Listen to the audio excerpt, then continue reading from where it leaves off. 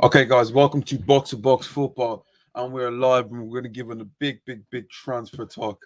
So much going on, and like for some weird reason, when it gets to the later stage of like a transfer window, teams start to get really active, and you really see transfers kind of coming to light a lot more. So much to unpack, so much to look at. I'm going to give everyone a bit of time to kind of come in and gather their thoughts. Jack, anyway, how have you been doing? How have you been keeping? Yeah, man, not too bad. Obviously, refreshing Twitter every 30 seconds because the last week or so has been absolutely nuts. I think you know me very well at this point. I love a bit of drama. Like if we're being honest, a bit of drama is always nice. Just keeps things spicy, whether it's good or whether it's bad. And James, AS Roma and the preseason. Loving what I'm seeing, loving it. Fights, red cards, manager getting sent off. The new Uzbekistani Shomurodov, the guy from Genoa, the 26-year-old striker with a really bad goal scoring record, scored on his debut. So yeah, man, it's been a good week. It's been a good week. Is it crazy to say that I like top four is realistic and even a title challenge? Because let's be honest, there's no outstanding title challenge. No title challenge. No, Inter not going to be that strong. AC, no. Juve will just win the league. There'll be a huge gap, I would imagine, between Juve. Yeah, but have they strengthened? Come on, because Jack, they were the fourth best team last year. But James, Milan have gotten weaker. Inter have gotten weaker. Napoli are a year older. Lazio under Sarri, we don't know what they're going to be. Roma with Mourinho, we don't know what they're going to be. Juve are still that team with probably Ballon d'Or. Well, not Ballon d'Or winning. Golden Boot winning. Cristiano Ronaldo up there. So I know we have a few Spurs fans here, and already Bryson, like in Mourinho we trust not. And Mourinho wasn't that bad at Tottenham. Okay, the football wasn't great, but we'll get into it. But let's get into a few comments I was actually put already in here by Bryson. It's concerning Lautaro Martínez. Jack, do you want to take it away? Yeah. So Bryson Coburn, appreciate your comment, mate. Also coming into a live with a comment already there is really cool for us to jump straight into. Before this starts, I'm going to put my thoughts with the Lautaro deal. What I've gathered is that the fee was agreed, but personal terms weren't. Now the Lukaku deal has changed into stance. Now, James and I spoke about this very. And then there's a second one. Reports also said it was to play alongside Kane. That quite simply is just not true. Look. That's not true. I think we can all just fundamentally agree that we're not going to see a Spurs team managed by Nuno Espirito Santo with Kane and Lautaro Martínez playing in the same team. It would be as a replacement for Harry Kane, you would imagine. My difficulty here, in terms of what to believe, what not to believe, Inter supposedly are heading for liquidation. So they are not in a position to be making any sort of demands about... Wait, Jack, did you say liquidation? That's like... Yeah. Leeds, Rangers type. Yep. Okay. That financially, that's where they're heading. And they took a huge risk with Conte and the players that they brought in. And obviously they had success. They won the league. Good for them. But now Conte's not there. Hakimi's not there. Lukaku's not there, right? We can see what's starting to happen. So it's hard for me to look past the fact that this might not just be posturing from Inter Milan. And, guys, I'm getting the sense more and more that the big elite level players are kind of seeing blood in the water here a little bit with some of the other leagues. And they're just desperately trying to get into the Premier League, which, again, if the Premier League becomes a huge gap between the Premier League and the other leagues in terms of entertainment and money, a European Super League looks more and more likely. So I think that there's a certain level of, even if Lautaro Martínez sees himself like, I'm not really going to win a league with Spurs, or I'm not in the Champions League, he might look at the money to be made and the potential going forward and think to himself, you know what, it's a project I can get behind. But, we'll see. We've already seen an Argentinian join Spurs this summer already from the same league. So, Christian Romero, that was a huge thing that Messi wanted. So I can't imagine that Martinez will turn his nose up at that. I mean, I know Lamella's gone. Lo Celso's still there. The Celso, he's still there, right? Still there, yes. So a couple of Argentinian guys he probably knows. But yeah, I mean, Brighton, if we're being honest, mate, I wouldn't believe strongly one way or the other whether he will come or whether he won't. Because to me, there feels like a lot left of this window to be done, especially for a team like Inter Milan. Because from some of the stuff I've read, there's nobody off the cards. And imagine thinking that your two best performers from last year, right, in Achraf Hakimi and Romelu Lukaku, would both be sold after also getting rid of your manager to bring you the first title in a very long time. You wouldn't have believed that midway through last year, would you? Inter's a bit of a weird one because there was a claim that after the Hakimi deal that was going to be the only one and everything was going to stay put. Then it's all posturing. Then no, because they agreed to the fans. They told their fans that was the last thing that was going to happen. So basically, they lied to them. This Lukaku deal has come up now, and now there's conflicting reports saying that every player on that Inter team has a price. So everyone will be sold. So your players like Berardi in there. If you're a team like Man United, if you're a team like Tottenham, Arsenal, a midfielder like that up for sale, would you not take it? Barella, Nikola Barella. Yeah. I mean, Barella, would you would you not take this opportunity? My thing is this, first of all, this European Super League thing is, you know how I feel about it, but the way these football clubs are running themselves down to the ground, I really, really don't understand. But you have to try and remain competitive, and obviously, yes. But James, the problem is it's. Do you do stuff by the letter of the law or by the spirit of the law? And I'll give you my example as it relates to Messi. Okay. The whole of La Liga, with no exception, is going to suffer now that Messi is not part of the league. Okay. It's done. La Liga could theoretically have made a change to allow them to keep for Messi to stay at Barcelona. They could have given them like an exemption. Now, the problem is you muddy the waters, right? You don't know where you quite draw the line. If Valencia or Sevilla have a player over the cap and they make an exception for Messi, why can't they make an exception for one of their players, right? Now, you and I can obviously pull up the numbers and we can say, well, Messi generates this amount in revenue for the league and the exposure to Athletic Bilbao and Valencia and Sevilla, et cetera, but that's the problem. Now, I give La Liga a lot of credit because they've stuck to their principles, they've stuck to their guns. But from a business sense, do you think it's smart for them to let somebody like that go? Because I would say probably not. But James, in the same way, was it smart for Inter to take the risk of spending all the money that they did to win the league that they did in the position that they're in now? But even this Barcelona thing, there's a lot to do with this CVC thing, and I feel like La Liga kind of agreed to have Messi in, but they wanted Real Madrid and Barcelona to agree to having this deal, and they don't seem to want to agree to it because they're pushing for this European Super League thing. Right. So that is the mainly reason why Messi was going to sign. There was kind of already agreed. Both parties wanted it, but Barcelona are not going to let it go because they're both pushing for this European Super League. But let's get into a few more comments. Jack. Yeah, so again from Bryson, I've seen the same liquidation report. Still not sure how true that is, given that they just got 115 million euros for Lukaku. Well, Bryson, I mean, again, it's not the amount they got. The amount they got is fair. It's the fact they sold him. That's the problem. You don't win a league and then sell your most important player from that league season. That's not the way it works. It's the sale that matters, not necessarily the cost. Because each player is going to have their value. We saw that with Hakimi as well. And we're going to see that with Martinez as well if he gets sold too. Do you know what? Inter to me are just a very, very, the whole situation is weird for them because they went from now being champions to a point now where, are they even top 4 contenders, Jack?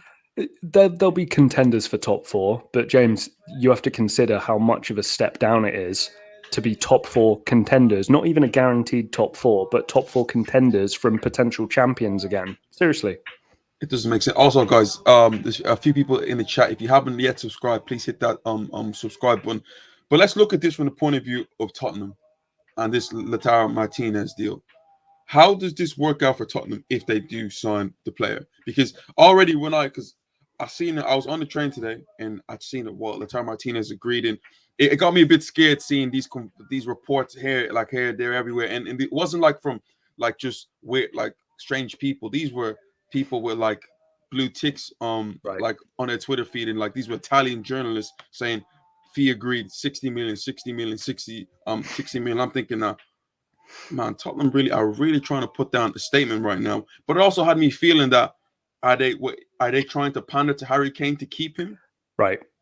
Or is it a thing where, okay, Harry Kane is technically out the window right now, we're going to bring in a replacement? And if that is their replacement for Harry Kane, fair play to them. Fair play. I mean, do you not think it might be a bit of an overspend? What was it, 60 million euros? Wasn't that the... Yeah, but Jack, 60 million for a 23-year-old guy, and 23-year-old player who is going to be Argentina's top guy for the next 8 years or so. Barcelona were after him last season for what, 90 million? You know, I like him. Only get 60. Yeah, I do like him, but I still think you have to look at it, obviously, and you know this, as a major downgrade from Kane. I think we both agree on that, of course. But listen, there's a handful of players that can replace Harry Kane or be better than Harry Kane in his position. And probably people would say Benzema, Lewandowski, and maybe a Lukaku.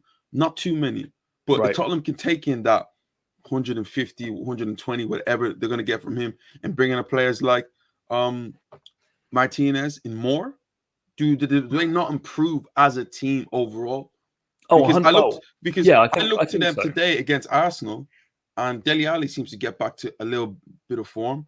Like a new signing, if he starts playing well. Son's is Son, and to me, it's a thing where when Tottenham are free and Son's allowed to play, not like the way he was constricted when he was with Mourinho, when he's allowed to play, you get the best out of Son. And Son doesn't particularly need Harry Kane in a system where it's free. So if you bring someone who is quite similar to him and like can complement Son, I think it works out for Tottenham really, really well. And especially with Nuno, who isn't a manager who likes to get on the front foot, but likes to leave a bit of space in behind. Lautaro, Son, does that not work? The only thing that bothers me, though, James, is there were a couple of reports that he had turned down Spurs. Now, obviously, if Inter start pushing for him to leave and saying, look, we need you to kind of accept this deal, we don't really want you here anymore, we would prefer the money, then obviously there's a certain level of like, well, do you want a guy who's turned you down? I think generally speaking, as fans of clubs, we would always want players who are pushing to join the club, right? Any player who's kind of there because, I suppose I have to, that's not a great sign for me. Comment from Silver Surfer, what's up, man? Dusan Vlahovic and Martinez, if Kane leaves, Jesus, that is wishful thinking, my friend. Or Martinez partners with Kane. No, but Jack, that's a possibility. Think about the money that they're able. How much would Dusan Vlahovic cost to Tottenham? It depends. I mean, Fiorentina will always be looking to sell, but Fiorentina, are not going to strictly be in a position where they feel like they have to sell. So they're always going to sell at that right price. But again, we've done this a million times with Spurs, the double striker thing. It doesn't work.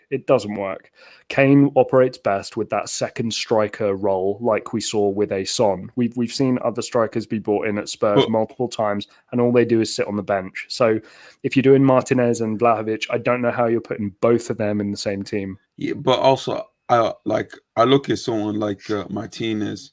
He is more versatile from the point of view. He's not an out-and-out striker type. Right. Like you, especially when he was playing with Inter Milan, he played off Lukaku. And then there'll be some times where he would play out wide. To me, he's not that number 9 out-and-out striker. His build, his frame. He reminds me of someone like an Alexis Sanchez, Yeah, no.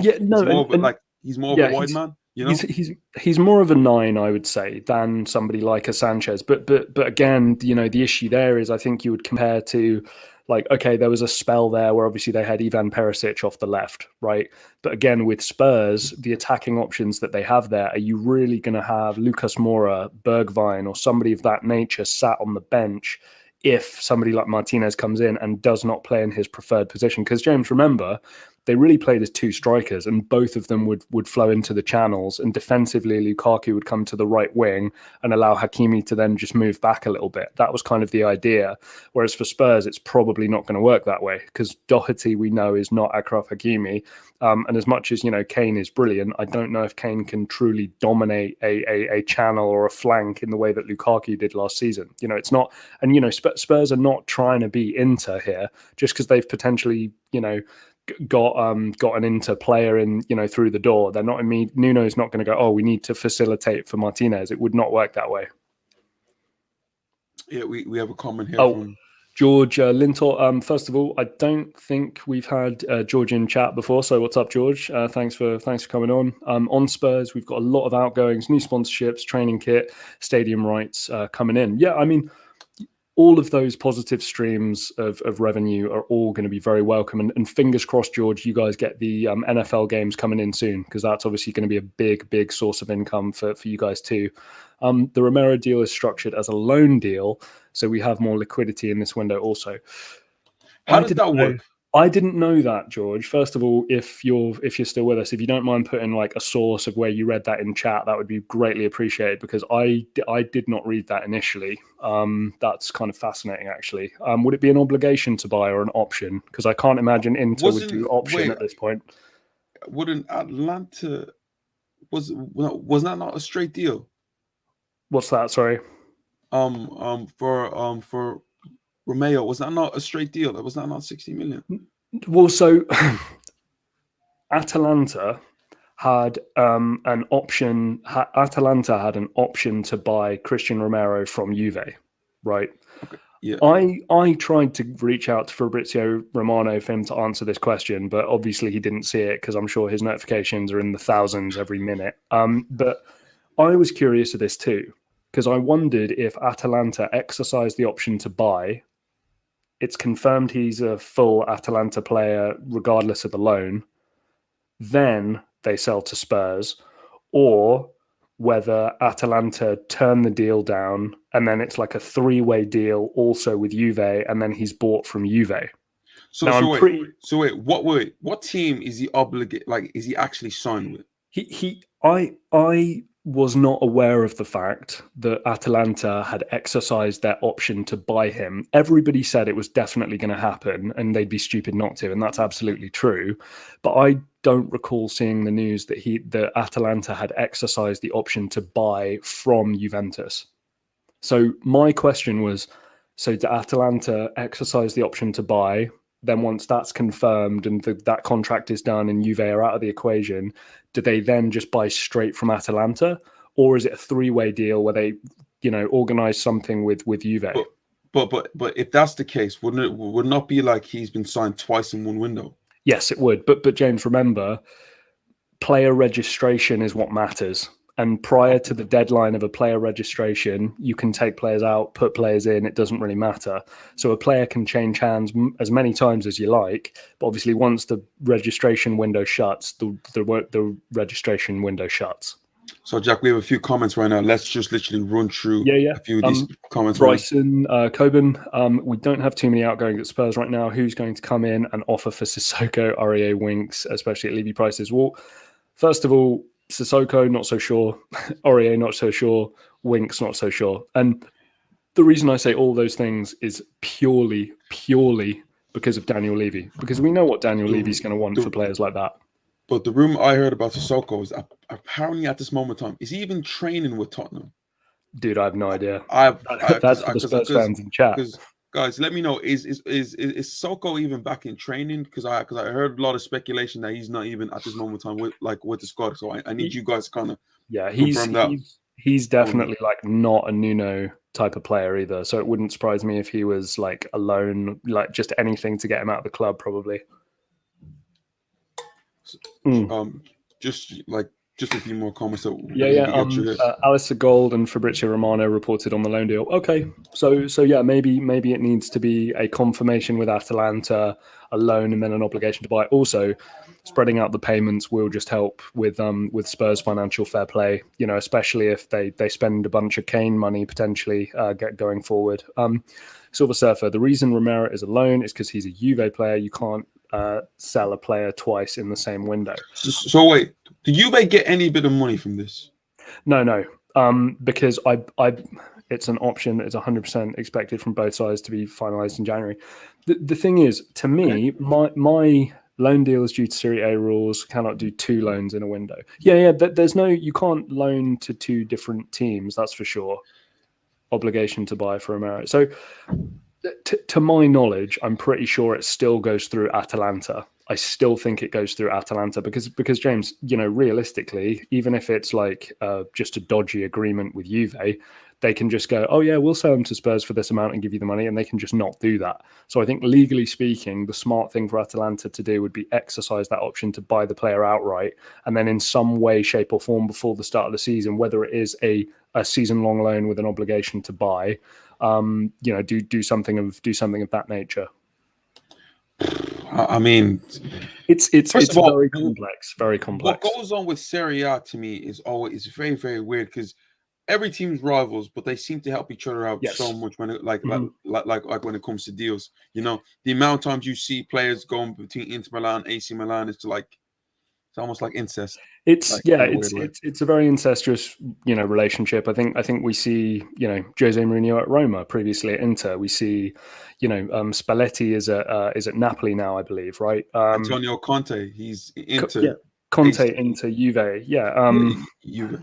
It happens all the time. Di Francesco, has been around the block. Gattuso, we've seen him go to multiple. It's very odd. But again, and everybody. The one thing I think that frustrates me most is a lot of the time people do pander to Juventus because they want the good relationship with Juventus, and I think we're probably going to see that again with somebody like Locatelli, which is a shame.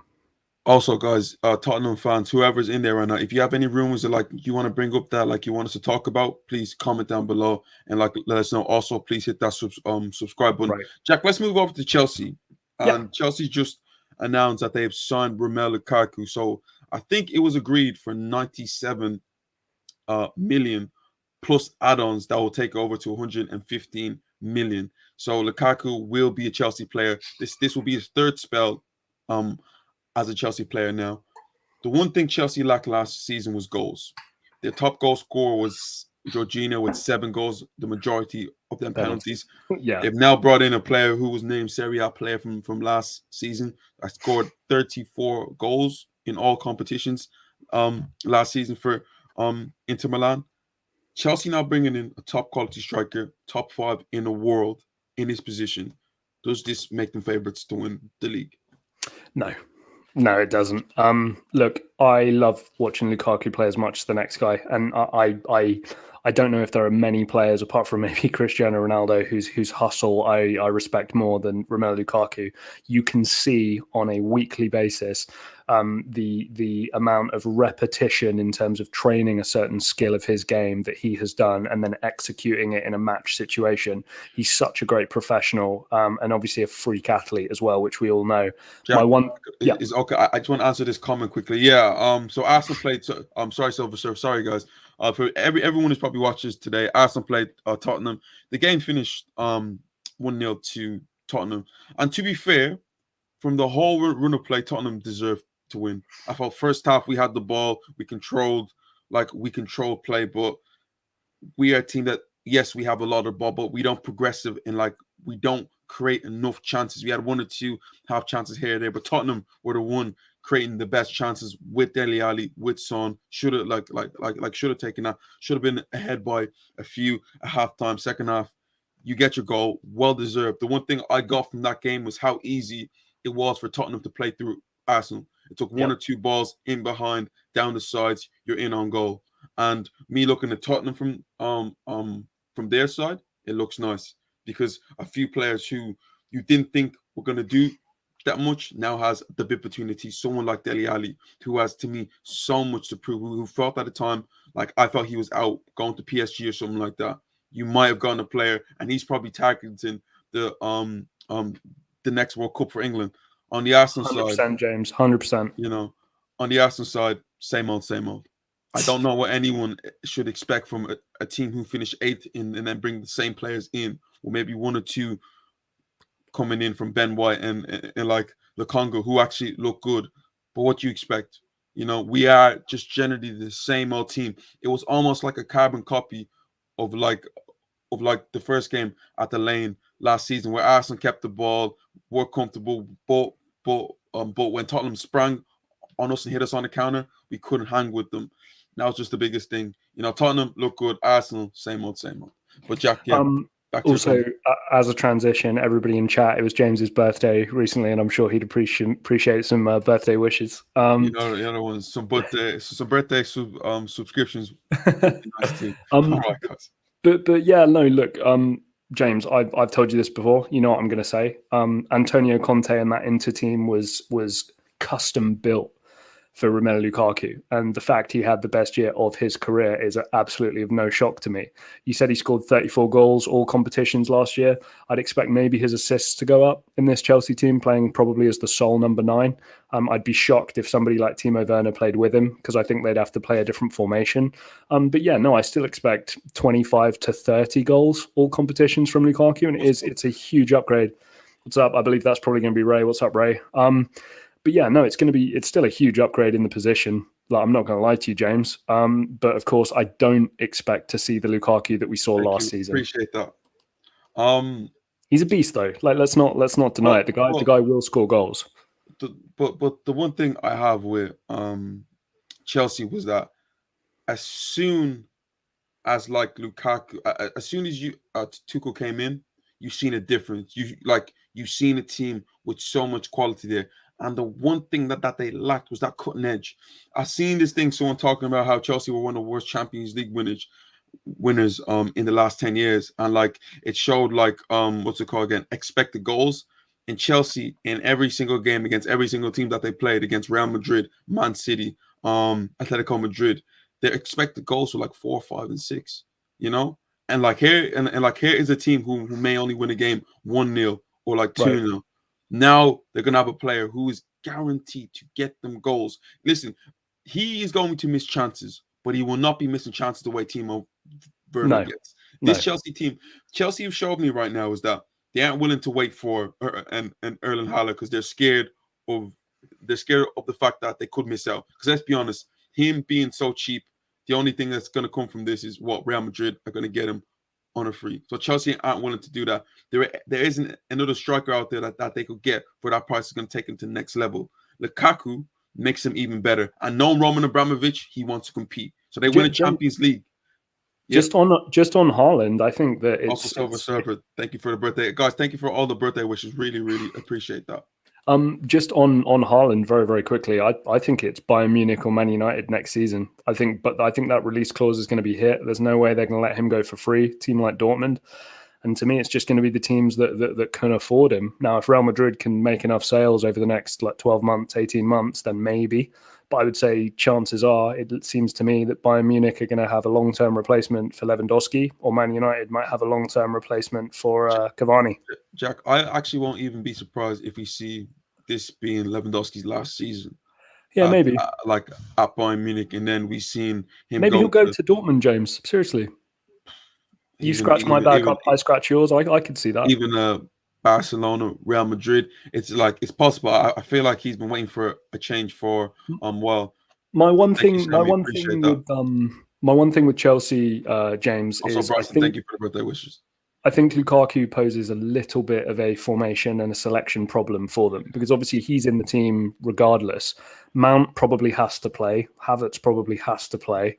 And then from there, what do you do? Who are you leaving out? And if you're leaving them out, are they going to be happy with that? Are they going to want to be sold? You know, somebody like Hudson-Odoi is probably not going to accept being on the bench again. But Jack, for me with this Lukaku thing, you just go Timo Werner. This is you, okay? Lukaku, this is you. I'm going to take Timo Werner. I'm going to put Lukaku in there. Not much of a change there. You know, the only the only different Lukaku style is a little bit different. But right. I probably think Lukaku style suits Chelsea a little bit more. The fact that he can do both, he can run in behind, and also his hold-up play for someone like a Kai Havertz, for someone like a Mason Mount, does not work out a little bit more for Chelsea. So what do you do? What do you do, Timo Werner? Is he just a sub, a very expensive sub? You're gonna have to. The fact of the matter is that you have competition now. I hate this thing about you bring in a player and automatically. Also, I don't know what's going on with this Koundé deal. Is he coming in? Is he because at first we seen that he was meant to join Tottenham, and then he obviously turned them down, and now the deal for Chelsea was already struck. And I heard Zuma was going to go one way. I don't know what's going on. It all depends on Zuma. I think James is the main one. I mean, yeah, but Zuma apparently also wants like a West Ham move. So I don't know. Honestly, I'm Chelsea and centre backs. I don't want to hear it. It makes me. I can't believe it. Like you leave. What was it? Tamori left. Right. That was a dumb sale. Then that kid went to Palace. Was it Guehi? Yeah, Whatever his name was. Like yeah. he seems like a really good prospect as well. And obviously the centre backs they already have are of good quality. So I just. I've got to be honest with you. I love Roman Abramovich. I've grown to love him more and more. He's a great, great football club owner. But like, come on, guys, what are you doing? Roman Abramovich is the best football owner in the world. And Yeah. Nicola, if They still got Sarr James as well. Do you remember the French kid? yeah, Not Malang, whatever his name is. Sarr is still there. Like, I don't know what he's listen, doing either. look how many players Chelsea have along. But if I'm being truthfully honest, I like Tammy Abraham, cool guy, cool player. But if Arsenal genuinely do believe that Tammy Abrahams is going to take him to the next level when he wasn't good enough for Chelsea, I don't know what's going on with this football team. I'm sorry. It makes me disheartened when I see Tottenham being linked with Lautaro Martínez and pushing so hard to get him, and we're trying to get Tammy Abrahams. I'm sorry. Do you see like all the big clubs pushing to get Tammy Abrahams? Yeah, listen, like West Ham and all them guys can go in. Maybe that's Arsenal's level now. Maybe. But It personally, is. I'm not. Personally, I'm not a fan of it. You know, we're not going to progress bringing Tammy Abrahams into the club. He's a good striker. Don't get it twisted. Right. But he won't make Arsenal better. No, and I think the problem for me with Tammy Abraham is that I feel like largely speaking, like, have we seen his best? I've got to be honest. I feel like we might have. I know he's still very very young, but his time at Villa, honestly, can he do better than that over the course of his career? I'm not sure. Welcome to the chat, Gary. I don't listen. To me, Like, it's what was this. it? It was 25 goals in 37 appearances at Villa. That's pretty damn good. I don't know if we're ever going to see him do like 30 and 37 or numbers like that. Wait, Jack. Let me bring up Tammy's numbers, and let me tell you this about Tammy because I watched Tammy for a while. Because I used to watch a lot of the Chelsea academy games when he was balling out. He was a goal scorer. Tammy's a good goal scorer, but is he a goal scorer at that high level? Like, okay, when he went to Bristol, he scored in a 48 games. He scored 25. He scored 26 goals. He then came to Swansea, first proper big test. He only scored 8 goals. I mean, how old was he though, James? 20, 19? 20. But like Jack, think about it. You go from scoring 26 in the Championship to scoring only like what 5 in the Premier League. But now talk about his Villa numbers. Okay, so his Villa numbers: 40 games, 26 goals. Listen, I get it. It's pretty good. Thank you. I take that, Roma. Appreciate that. I'm an Arsenal fan, unfortunately. I'm a Roma fan, Faisal. Listen, I'm an Arsenal fan. Listen, but listen, guys. Alone for now. Right. In terms of strikers too, okay, Tammy Abraham I think would clean up in Italy. I really do. Whether that's at Atalanta or whether that is at Roma, I would personally love him at Roma. No, but Jack, for someone you mentioned, is he better than someone like Zapata? Yeah, I think so. That's what made me laugh because to me, Tammy Abraham is better than Zapata. So if Zapata goes to Inter and then Abraham goes to Atalanta have just upgraded their striker position, and Inter are the ones who've downgraded it again. I'm just saying, has he done enough for you at Chelsea to convince you that like he is the man? But Chelsea did not give him a fair run of things. You know what it's like at Chelsea. It's cutthroat, and he's been a young player. They do not bring youth through at Chelsea. They don't. We've only seen it recently. But Jack, Frank Lampard gave players so many chances. The fact of the matter is that after a while, Tammy kind of fell out of form, like when it came to being with Frank, and then Thomas Tuchel just completely gone out the water. But there's a lot of factors. There's a lot of factors around that, James. We know the amount of new signings. We know it's Frank's first kind of proper job in terms of being Premier League top level in terms of managing big players, bigger personalities than you would find in somewhere like Derby or whatever. So, or was it No, it was Derby, wasn't it? I don't think he's been given a fair run of it. And I think that a lot of players can always benefit from a huge, run of games just to see how they'll do. And I think that Tammy Abraham's Villa numbers speak for themselves. And if he was given a similar run of things, whether that would have been under Thomas Tuchel, whether that's going to be in a different club, I do think we're going to see results. The guy's 23 still. He's like he's 23, but I just like if I'm an Arsenal fan, Tammy Abraham doesn't strike me as someone go like, oh, I can't wait for the season. We might No. as well just keep. We might as well just keep a Lacazette and a Aubameyang. If I'm being Oh yeah, truthfully no. honest, you Yeah, know.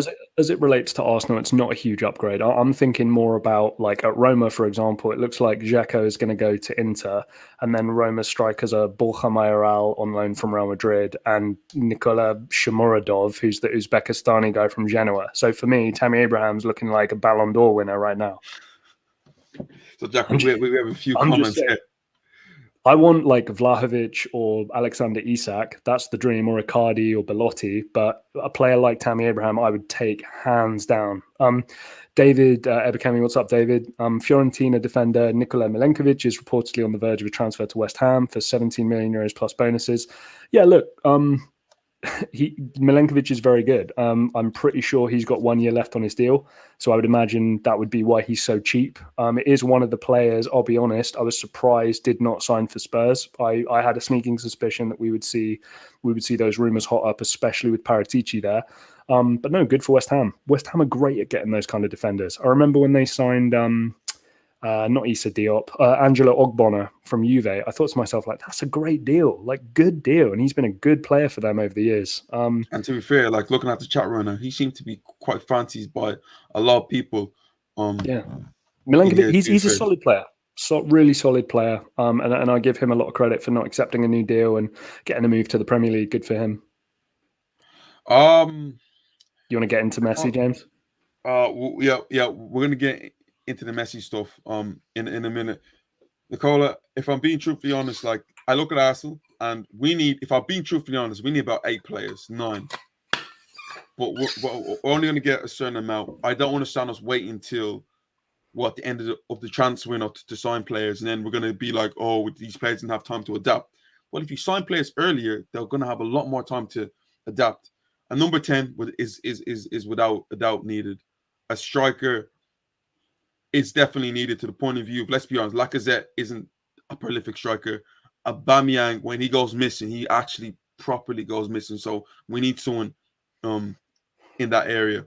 We also need a center midfielder, if I'm being truthfully honest. Hassan Aouar, Bruno's getting linked from Lyon, and then a right back. That's just the minimum at this moment of time. But Arsenal needs so much more, if I'm being truthfully honest. Silver Surfer, what does liquidation of a club mean? What happened to the Chinese club with the Inter owners? So, okay, everybody strap in. So basically, the group that brought Inter was back in 2016, right? And obviously the idea is for a lot of these people, James and I were saying why we love Roman Abramovich, and because Roman Abramovich can lose billions and he doesn't care. All he wants is the best for his club. And that's, I think, ideally what we'd want from all owners. We've seen with Kroenke and the Glazers and FSG and these kinds of people where they're not really willing to put the money in to be able to do the business. Whereas somebody like Roman Abramovich is just like, yeah, go nuts, I don't care. They invested a lot of money. They were in a lot of debt. And what a lot of these people do, I know certainly the Glazers did it, and it was very controversial when the Glazers did it, was they got into loads of debt to buy the club.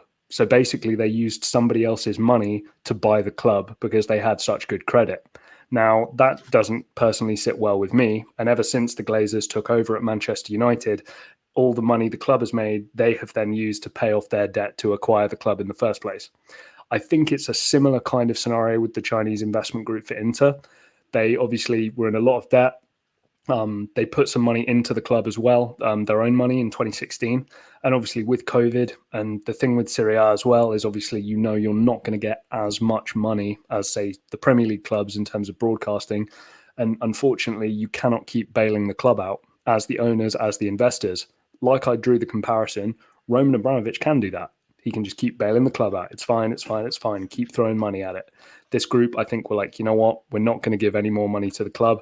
What that means is you basically liquidate all your assets. Now, you cannot consider a human being as an asset, but privately, we all know that if you've got Romelu Lukaku, you basically, quote unquote, own an asset worth 100 million, 110 million euros, right? So the idea is when you're talking about liquidation, you're trying to just get as much money as possible to try and get back to kind of basically break even so that you can then build again going forward. Now, obviously, what we've seen since then is Lukaku's been sold. Now, that was a huge, huge deal, but now they're going, oh, we're not going to sell Lautaro Martínez. You know, we were never going to sell Achraf Hakimi. I think what you've got to do is try and connect the dots, right? You've just got Antonio Conte. For my money, over the past season, best coach in the world, best manager in the world, right? You've got Achraf Hakimi, best wing-back in the world, in my opinion. Romelu Lukaku, arguably the best striker in the world. All three are gone. All three are gone. Your three best assets at the club are gone. You cannot tell me that if you can get Edin Dzeko and Zapata and still make, I don't know, 200 million plus on selling 3 or 4 players, that you're not going to do that if you're in financial trouble. So just keep an eye on it. To me, I think the thing that's most fascinating is you're seeing all these Italian journalists. That's the important thing. Fabrizio Romano is from Rome originally. They're all Italian journalists and they're saying stuff that's different. Some's probably coming from an agent. Some's probably coming from the club. Some's probably coming from a different source as well. And it's all to try and create a market, change the narrative to benefit a certain third party. But we never know who that third party is. So just keep your ear to the ground, you know, try and read between the lines a little bit. But it's going to be fascinating with Inter. David, my replacement for Jesse Lingard, this might be quite strange, but it's never going to happen. But could you imagine like Dimitri Payet coming back? Because that is a guy that, oh my days, one of the best players I've ever seen in the Premier League, generally. And again, he was amazing today for Marseille. Obviously, it's not really an option. It's hard to really find it. Jack, who do you think as a number 10 West Ham could bring in realistically at this moment? I'd have gone for Willock. I'm not kidding. I'd have gone for Willock. I think Joe Willock is. Well, I think he had a similar impact at a worse club than Lingard did. But also, I think it's two completely different players. Willock is more of a 8, while Jesse Lingard is a 10. So it's like they're two completely different styles. Yes, Willock is showing us that he can score goals, but Jesse Lingard to me is a player that can also play as a false 9. But James, remember, you know, if you get another 8, then you can allow that. You can allow for that. You know, Ben Rama really should be your 10.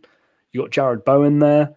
You know, there's enough Pablo Fornals. There's enough 10s, historical kind of 10s in that position. I think they need an 8 to provide a bit more balance to the squad. But if I'm West Ham, I'm just paying whatever it takes to get Lingard.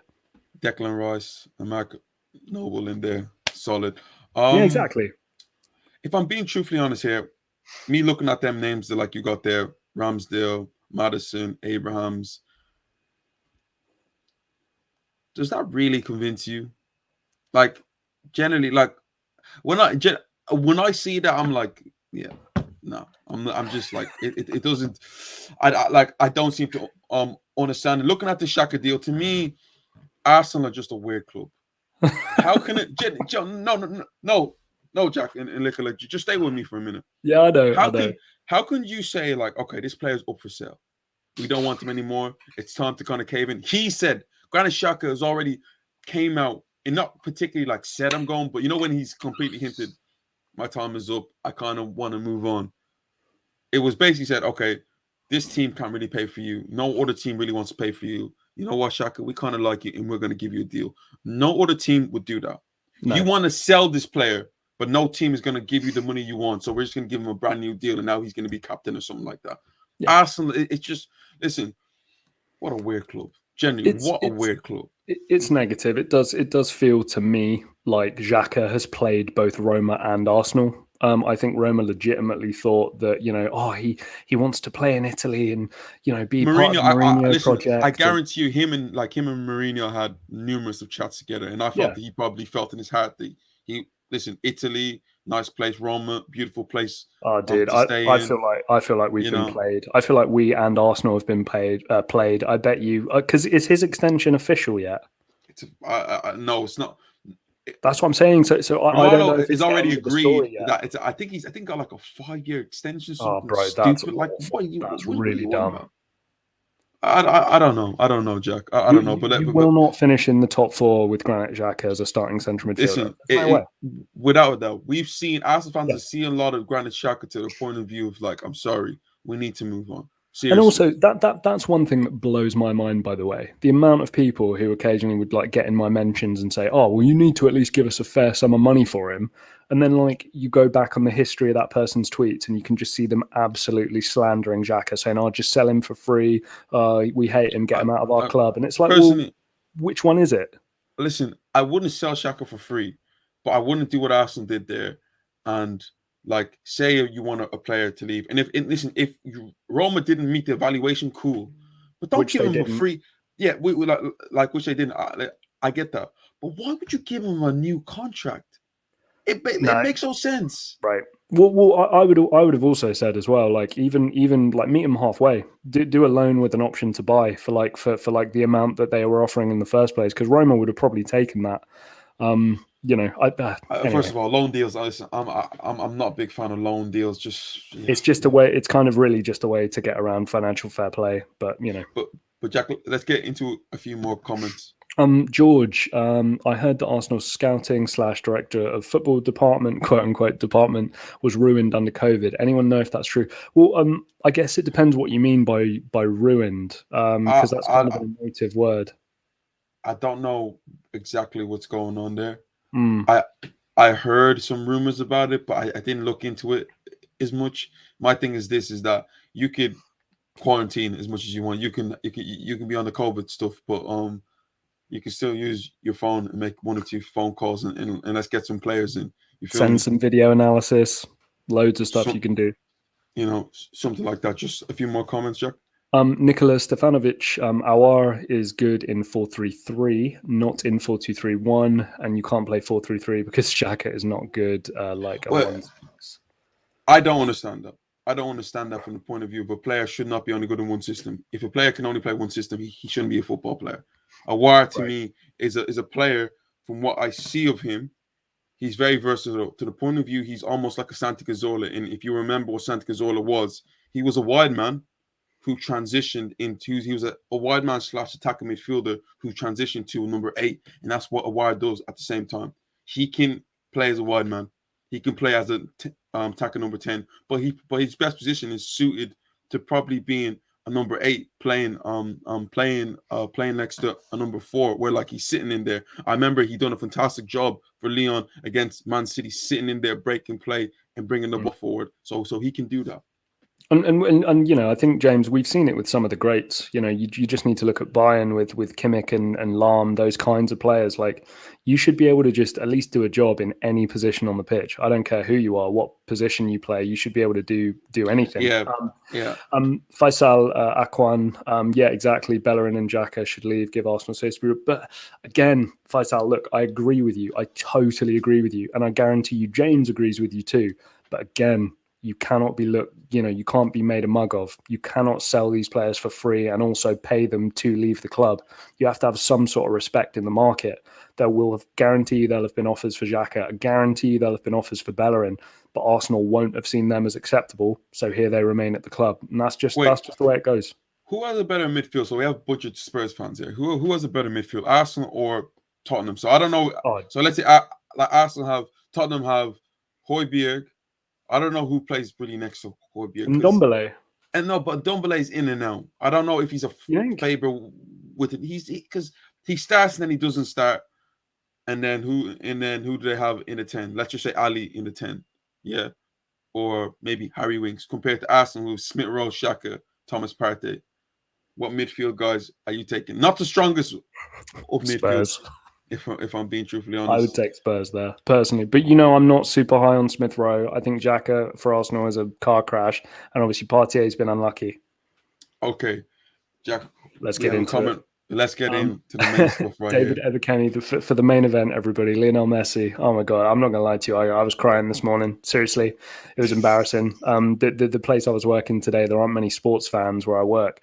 And I came in with just like some watery eyes and a couple of tears. And they were like, oh, my God, you're okay? And I was like, yeah, I'm just a grown man crying because a footballer cried in a press conference. And they were like, what do you mean? And I was like, well, Lionel Messi? And they're like, yeah, he plays football, doesn't he? And I was just like, oh my God, like this He is plays football very well. He plays right. football very But well. that's the thing. I was like, oh my God, like I do not want to enter this conversation with people who say Messi, he plays football, doesn't he? But anyway, I was just like, yeah, his press conference had me in tears. But anyway, David Ebekemi, even with Messi gone to PSG, still quite confident at Barca doing really well this season. I know we're only in pre-season, but they have performed really well. Yeah, look, David, I've been trying to say this for a while. I really do think that La Masia, as long as they can sort out the situation with Ilaix Moriba, Pedri, Ansu Fati, Memphis Depay, like I'm not going to say he's going to even come close to living up to Messi, but to me, Memphis does have that kind of character where he's not going to be intimidated by trying to replace somebody like Messi in terms of an attacking importance to that Barca team. We've already seen it. I think he scored in every preseason game he's played in. Memphis, he's gonna kind of do this to everybody, bring it on, because he's gonna always step up to the challenge. He's never gonna replace Messi, but I agree with you. I think James was the one who Yeah, they're not gonna make top four. I think they could win the league. No, not make. I think they have a chance of obviously making top four, but I wouldn't be surprised if they don't make top four. I think they could win the league. Barcelona's team should be good enough to not only win the league, to win the Champions League. But I need to know where is Griezmann's confidence at? Where is someone like Felipe Coutinho's confidence at? Right.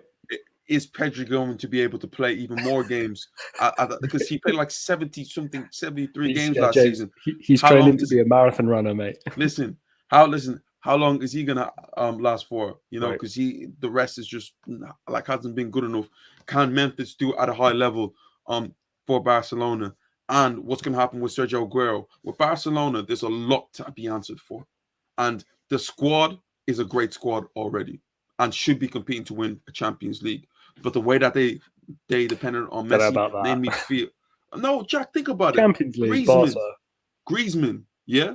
Hasn't been good. Griezmann, Dembele, Coutinho, Depay, Sergio Aguero. Jack, that's a strong team.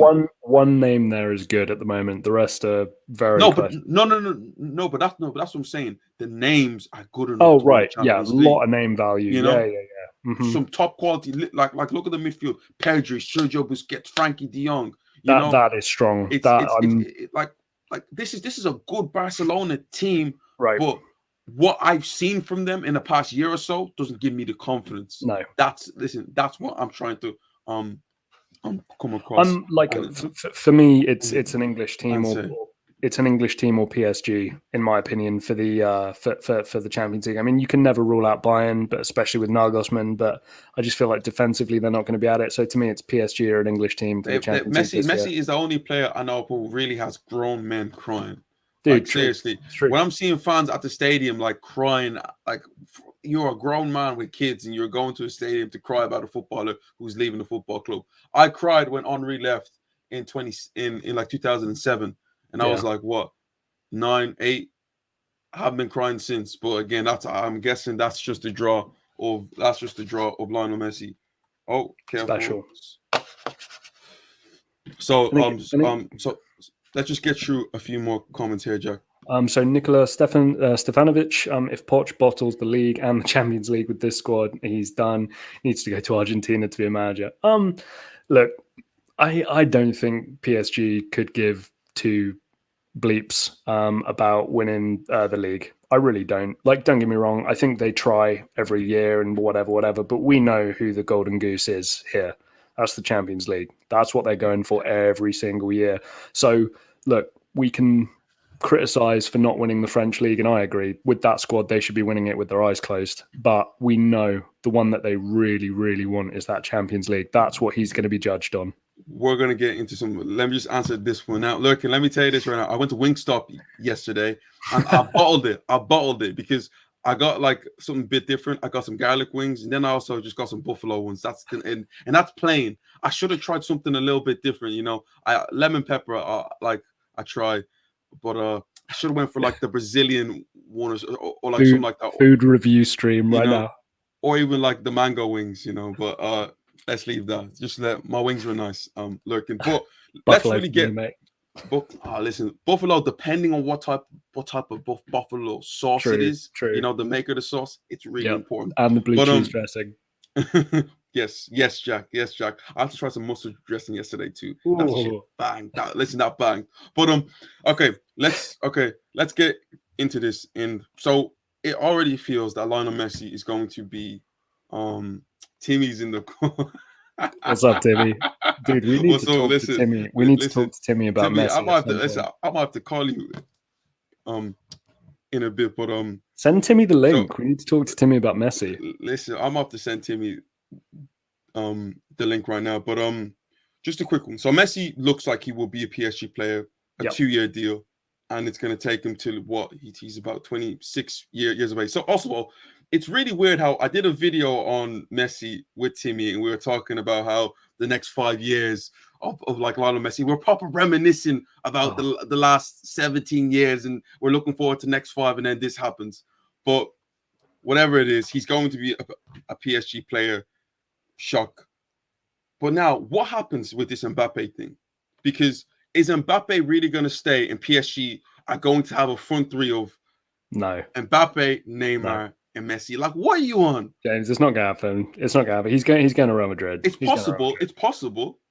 It's possible, but again, like financial fair play is more of a joke than it already has been. You talk about a super team. I mean, Jesus. Listen, that's like the Golden State Warriors and the Miami Heat of 2012. Dude, it's the Golden State Warriors with LeBron joining the Golden State Warriors. That's what it is. Could you like MSN was scary. Don't get it twisted with like Suarez and like Neymar and Messi, but this one just why does it feel different? You know, but because it's like with Messi, Suarez, Neymar. Like with all due respect to Suarez was never going to like win the Ballon d'Or, right? Neymar, you thought was like. Listen, look, we're both in the same boat, all right? Tottenham, Arsenal. Listen, we're both dead, all right? Maybe you guys just slightly better, but with Suarez, you like that was never going to be a Ballon d'Or winner, like generational talent type striker. He was in a good pool with a bunch of other guys. Neymar looked like he. Suarez was the best striker of this generation. James, he wasn't better than he wasn't all time better than like a Lewandowski or somebody like that. Probably. Really? Yeah. Anyway. Yeah. But for me, like he was never in danger of touching that. Neymar looked like maybe the heir to the throne for Messi and Ronaldo, right? And now you've got kind of the next heir to the throne as well. So you've got like 3 generations of like best players in the world type thing with Messi, Neymar, and Mbappe. It's like coming kind of full circle. To me, it's like, but James, how is it going to work and how is it going to look? No, James, it's not going to. But Jack, let's just take a quick look at it. Let's dream for a minute. Let's play Ultimate Team. Is Messi going to go back to the number 10 position? What's going to happen with Di Maria in this situation? Dude, I think like with a lot of managers, maybe Timmy can speak to this in the comments, but I think with a lot of managers, it's just going to be, bro, you do you. We'll figure it out. But listen, I'll just tell them, don't track back. I don't care about what goes on back there. Seriously. Don't pull a hamstring. Do you know where, like in the NFL, how like you have the attack and then you literally have the defense? It's just going to be split apart. And just let them do what they have to do. But personally, Messi joining PSG, to me, it puts pressure on PSG now, because this is just my opinion. I believe that not one Champions League is good enough. They should be winning 2. In that time. Jack, look at what they have. And look at who's really going to challenge them. Man City. Really? Yeah, James, if they get Kane as well, you can't say that you would expect them to win 2 Champions Leagues. Jack, listen, look at what they have. Messi, Mbappe, Neymar, all in one team. The minimum should be 2 Champions Leagues. My God, dude. Jack, it's all like, think about it. What? They're guaranteed to walk the league. I don't know, first of all, what Messi's going to do there. I'm going to have to go to Paris, to just watch one or 2 games. And I'm now going to sign for PSG. So my second team is now PSG, guys. Right? I'm a glory hunter. The expectation should be there. I have no doubt. But like expecting it, I don't know, man. Lorcan or UCFB lecturers get big veterans. No comment. But yeah, Jack. Timmy, we're having a comment from Timmy here. Yeah, PSG Hail Mary this season. Risk losing Mbappe on a free next summer to win the Champions League with him, Messi, and Neymar. Bro, it's such a big risk. Oh my God. But Do you know what it is? Like, if It's you're killing Mbappe, it's the most valuable asset in football. The yeah, most listen, valuable asset no, in but football. You can let him go for free. I don't doubt that. Listen, I really, really don't doubt that. But you have a chance to have all them players at once. Just like, think about it. Think about what it could do for the game. And also, if you're Mbappe, would you really want to leave this PSG team? But what happened with the Galacticos, James? Did they win all they should have done? I'm just saying it was great to see. But after a while, it was just a bit sad. No, but that was it's different because the way the Galacticos were formed and like they were played, they were very unbalanced. They had too many players in positions that they didn't really need and not enough cover. This PSG team has so much cover. They just signed Gini Wijnaldum there. They have Marco Verratti in there. They have Gay in there. They have so many players who can cover for Messi, for Neymar, for Mbappe. It basically becomes Barcelona with a bit less of like creativity to the point of view of like there's no Iniesta there and like Rakitic kind of support. So Di Maria's on your bench, Icardi's on your bench, Paredes is on your bench. What are we saying? Who's on your bench? Jack, strength in numbers, strength in depth. Because let's be truthfully honest, Neymar's going to be missing when his sister's birthday comes. That's all right. That's all right because now Messi's here. Messi's here. So we got Mbappe. So we got Mbappe, Di Maria, and Messi because Neymar's gonna be out for a bit. But when Neymar comes back, you can put Neymar in there. So many different options. We love this. I'm gonna say in one game just quickly, in one game of football, we all know this. Sometimes you roll the dice, okay? And if they don't roll the right number, then it's going to be considered this all-time great failure. For me, they probably have pretty much a similar level of chance of winning the whole thing without Mbappe than they do with him. I think obviously Mbappe is a huge upgrade, but I'd sooner take the 150 mil and then plan for post Messi, post Ramos, post, all these older guys. Wait, could Real Madrid even afford them in this situation with what's going on? Because are they really going to fork out the 150, 170 million?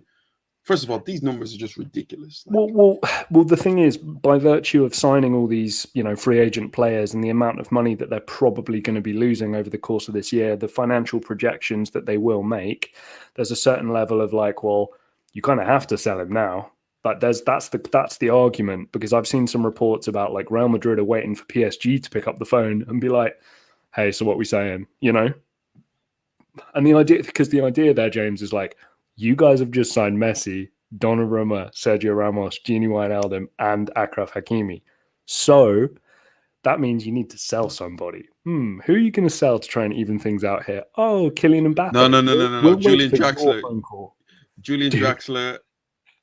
Icardi, just get all the dead wood out, Listen, just get all the dead wood out. Personally, I get it. It's not right, and also if you're a FIFA player, you cannot pick PSG now. I'm sorry. If you play with PSG, just automatically sim the game.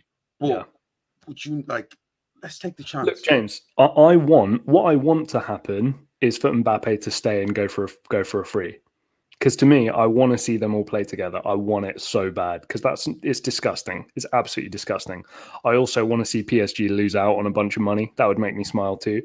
But realistically, there's just no way. There's absolutely no way. I'd be, football, financial fair play, anything. You call it whatever you want is so broken. Also, is there any such thing as financial fair play? Because the way Premier League teams are just spending is just ridiculous to me. But James, again, it's back to that. It's back to our same old conversation, right? La Liga, even though it hurt them as a league and the clubs within the league, they stuck to their guns regarding this Messi thing. They did not give a special exemption for Messi, even though they knew it would hurt them. UEFA do not do the same thing. UEFA do not stick to the punishments that they should stick to depending on the clubs. They let the bigger names off because they know it's better for their product. That's the problem. And that's the hypocrisy of it. That's why I give La Liga a lot of credit, but they've made a rod for their own back. They've screwed themselves over here purely on a principle. Now, I give them a lot of credit. I give them a lot of respect generally for that because they stuck to what they have as their rules. But UEFA don't do the same thing. So I don't know why you're doing the same courtesy thing. Because if PSG do get in trouble for this, James, what do you reckon? £10,000 fine?